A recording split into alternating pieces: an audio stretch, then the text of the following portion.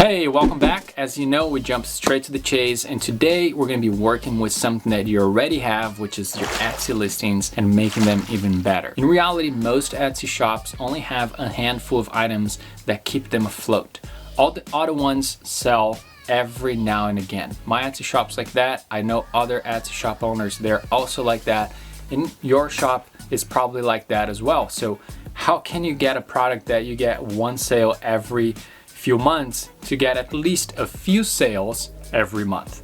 And that's what we're going to be doing today. Let's start with the listing photos. Maybe you can improve on your listing photos. Remember, you're competing with hundreds of other shops for that same product. So to have beautiful photos with the correct pricing is just the initial step, so customers, when they're browsing the Etsy search page, your photo stands out. Spend some time learning about product photography. See what listings are 1, 2, 3, and 4 on that specific keyword, and what are their photos like. Why not copy what other sellers are doing that's working instead of trying to reinvent the wheel, and then put your own personal photography style to what's already working. So one way to improve our listings is to take better photos. Now that you have a really good looking listing, one thing that I work on all the time that seems to help from time to time is to redo the description, to redo the title, and to redo the keywords. Those three things help my organic reach on Etsy. So if there's something that when you go to your Etsy analytics, you're getting 0 hits on a certain product, probably because you're either using a highly competitive keyword or you're using the wrong keywords for those products.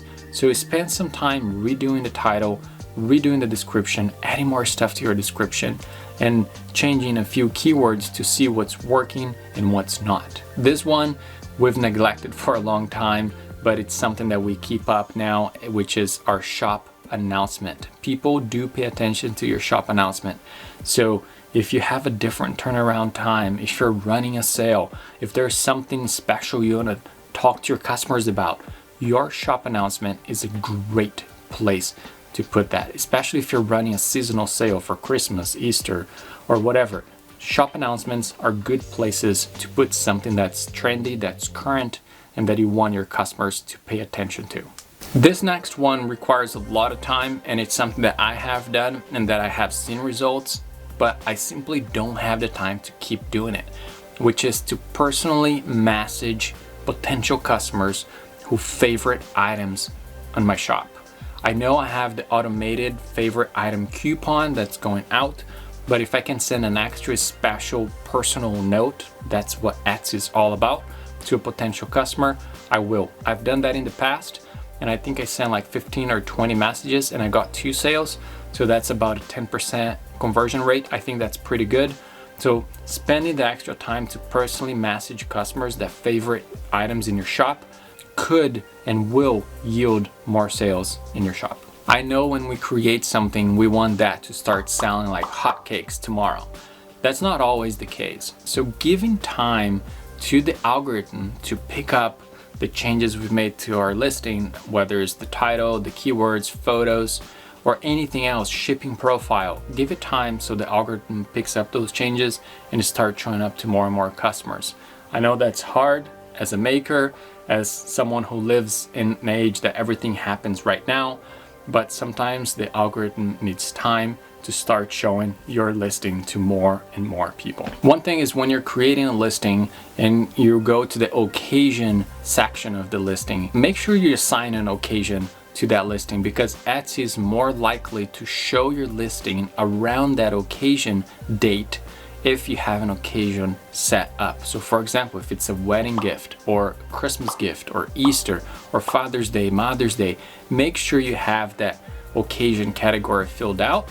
Not just that, make sure you run sales, small sales every now and again before those occasions. So if you're selling something that's related to Father's Day, make sure a couple weeks to 3 weeks to even a month before Father's Day, you run a sale on those items, because people are more likely to buy that because it's specifically for a special occasion. And last but not least, I'm not a huge fan of this one, but I have seen really positive results from doing this from time to time, and that is to duplicate listings to test different sections of the listing. So for example, if I have a mug that's selling okay, but I want to test a different photo, I duplicate that mug listing, change the listing photo only to see if this one converts more. Maybe I want to test not free shipping and a cheaper price. Maybe I want to test a different keyword. Maybe I want to test different title. Maybe I want to test a whole different listing to see what converts better. I'm not a fan of duplicating listings. That's really annoying as a customer if I'm browsing a shop and it's basically the same listing over and over again. But as a seller, if I'm trying to improve like the little nuance of the listing from going from a decent product to a bestseller, that's something you should consider. Duplicate the listing and do some A/B testing on both of them to see what works better and keep improving it that way. And if you want to learn how to be more successful on Etsy, make sure you check out this playlist right here. It's dedicated to Etsy only, and hopefully you're gonna learn a lot of good stuff that you can start implementing today. Make sure you hit that subscribe button. It helps my channel a lot. That like button, all the YouTube stuff. I'll see you in the next video.